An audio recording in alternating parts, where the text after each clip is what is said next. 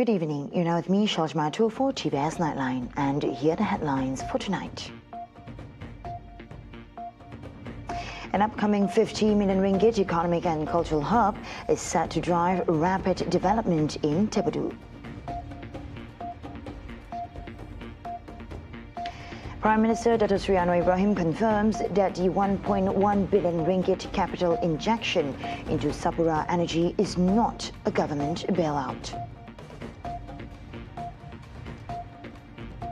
And in world news, former Philippine President Rodrigo Duterte says he's ready to take on the International Criminal Court on charges related to his war on drugs.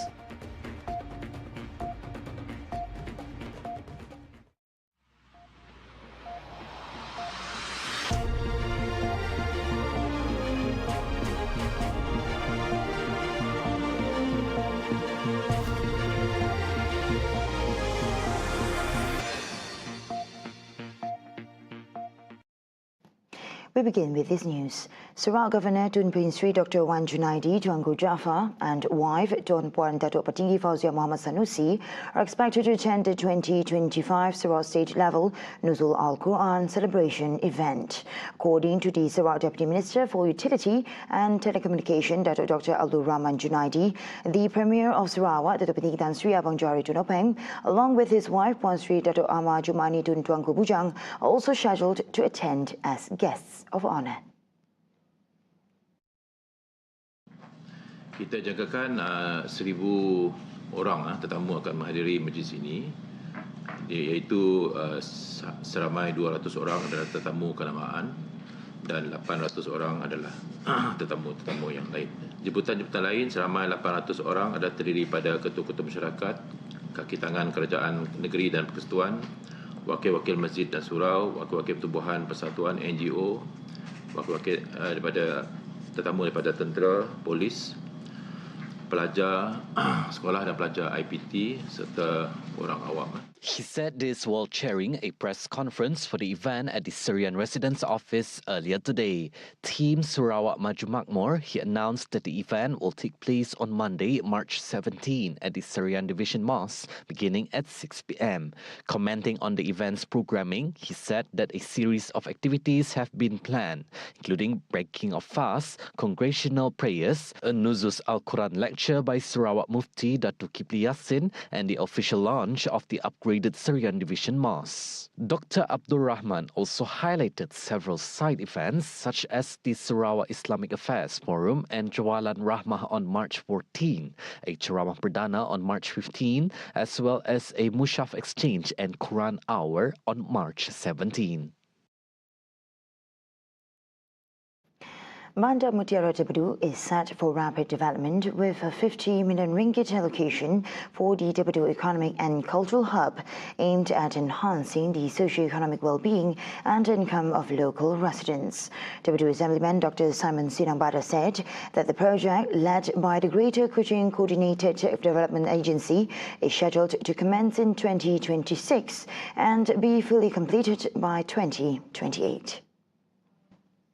Dr. Simon, who has long aspired to revamp Bandar Mutiara Tebedu, said the project will transform it into a more developed town, on par with other towns in Sarawak, especially Serian. He added that as part of the project, two companies have expressed their interest in setting up factories in the industrial zone of Bandar Mutiara Tebedu, potentially creating over 2,000 job opportunities for locals.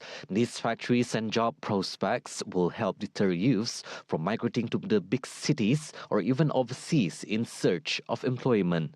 Aside the economy, the project will also strengthen Tebedu's cultural identity by drawing tourists eager to learn about the area's heritage and history. The hub is expected to position Tebedu as a new destination in Sarawak for both investment and tourism. But Air Malaysia Airlines Berhad and AirAsia have agreed to add additional flights to Sarawak during this forthcoming Hari Raya Aidilfitri. Minister for Transport Sarawak Dr. Sri Lee Kim Shin said the extra flights are needed to accommodate a surge in travel demand during the festive season. He also encouraged travellers to book their tickets early to secure their travel plans. He added that his ministry will continue to collaborate with major airlines to ensure sufficient flight capacity to meet public demand.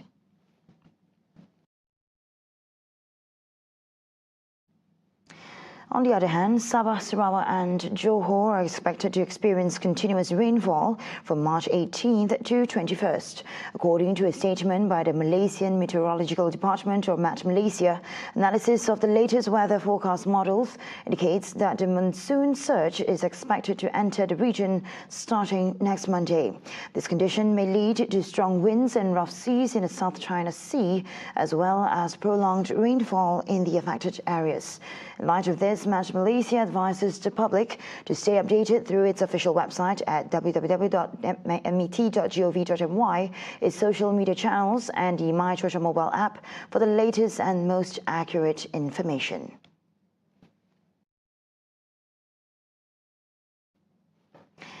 Prime Minister Dato Sri Anwar Ibrahim confirmed that the 1.1 billion ringgit capital injection from Malaysia Development Holdings in Berhad into SAPURA Energy Berhad is a loan and not a government bailout, as claimed by several parties. According to him, the fund is solely for the settlement of payment or liabilities owed to its 2,000 vendors. Apakah dana ini dana hangus? Tidak. Apa yang dilakukan ialah suntikan ini akan dijadikan modal pinjaman supaya pengurusan baru mudah-mudahan akan mengurus dengan lebih baik, mendapat keuntungan dan membayar semula dana suntikan 1.1 bilion. At Finance Ministry Joint Assembly today, he said the decision followed a rigorous process, including a forensic audit by international accounting firm Ernst & Young to assess the company's real challenges. Ya, kalau saya beri pilihan, saya tidak senang dengan cara kita menyelamatkan syarikat besar. Puluh ribu syarikat kecil yang kadang-kadang terlantar tidak dipedulikan. Tapi dalam kes ini, ya, kita kena tahu, boleh tegur dan kritik dan serang. Dia bukan penyelamat seperti yang direncanakan dulu. Ya, kita mulakan dengan forensic audit. Kenal pasti apa permasalahannya. Dan siasatan, kalau ada apa-apa penyelewengan, penyalahgunaan kuasa atau keterlanjuran, itu diteruskan. Anwar stressed that failing to take action would be unjust, as it will penalize vendors who have yet to receive payment for their completed work. Meanwhile, he pointed out that allowing SEB to go bankrupt would be unreasonable, given its vital role in the nation's oil and gas industry. Ini sahaja satu-satu syarikat oil and gas Malaysia yang boleh operasi di bawah pelaksanaannya. Kalau tutup, maknanya tidak ada syarikat yang mampu mengendali, maknanya seluruh kegiatan di peringkat hiliran gitu ya, hiliran atau peringkat bawah pelaksanaan dia, itu semuanya syarikat asing. So kita ada problem sekarang. The Higher Education Ministry will present a cabinet memorandum to lift the moratorium on law programs in Sabah and Sarawak, as well as facilitate the establishment of law faculties in both states. Higher Education Minister Dr. Zambri Abdul Kadir said the move aims to address the shortage of lawyers in both regions.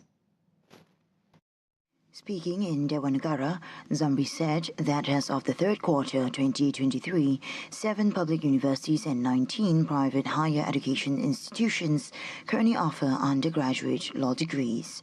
Once the moratorium is lifted, universities like UiTM and UNIMAS may be selected to offer law programs based on local demand. Zambri noted the moratorium has been in place since 2007 and stressed the need to resolve the issue to meet Sabah Java and Sarawak's legal education needs. He added that MOHE's new approach grants universities flexibility in student intake, including options for full-time and part-time students.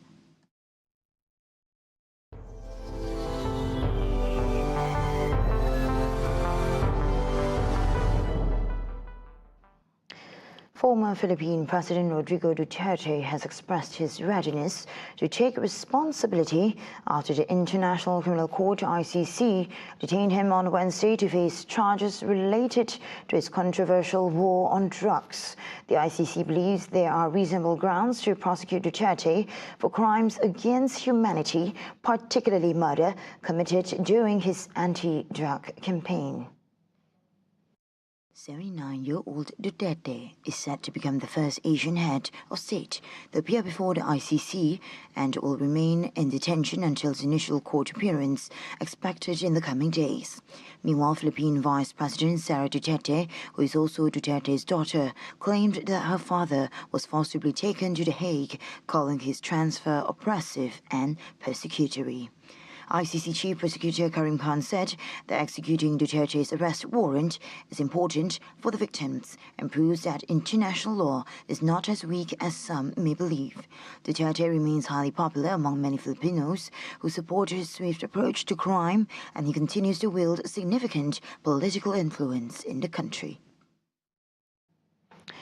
The United States' major trading partners announced countermeasures following the implementation of President Donald Trump's tariffs on steel and aluminium imports. President Trump has refused to grant exemptions to the 25% tariff imposed on all trading partners, maintaining a firm stance on his administration's trade policy. The retaliatory measures have prompted the U.S. president to vow further action in response.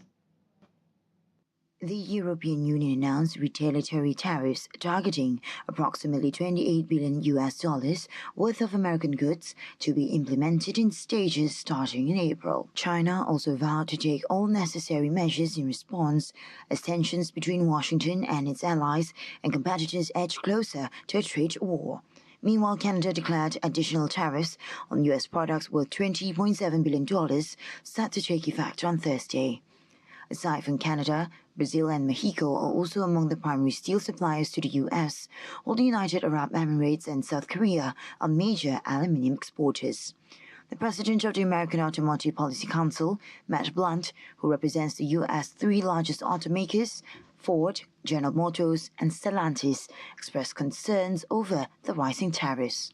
He warned that Trump's steel and aluminium tariffs are expected to raise production costs for a wide range of goods, from household appliances to automobiles and beverage cans, potentially driving up consumer prices in the future. Uncertainty over Trump's trade policies has fueled concerns about a potential economic downturn and financial market instability. See the world closer with TVS as we bring you the latest news updates both locally and internationally. For more headlines in time and anywhere, just head on to our official website at tvsarawak.my or follow us on our social media platforms at TV Sarawak. And those were the updates on TVS Nightline. I'm Shilsha Metro. Thank you for watching and have a good night.